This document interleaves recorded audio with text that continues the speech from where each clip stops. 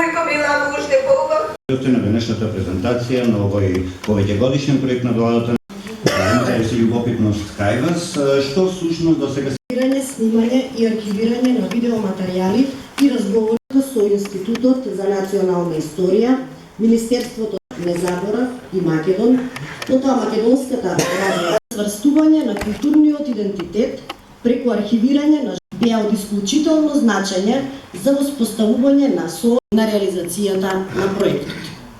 Во овој период, кој денес премиерно ќе го прикажеме од интервјуата с гости и пријатели.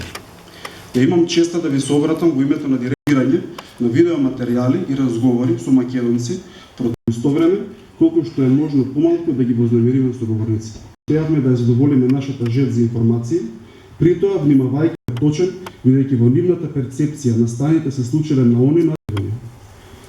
За посетителите на Музеот на Македонија, за нас историчарите пак, тој представува непресечен извор на устни документи. Го заокружуваме и вториот дел од овој циклус, а се надевам дека од Европа. Со големо задоволство ќе забележам дека сите овие искажувања во текот на оваа година во Музеот на Македонија.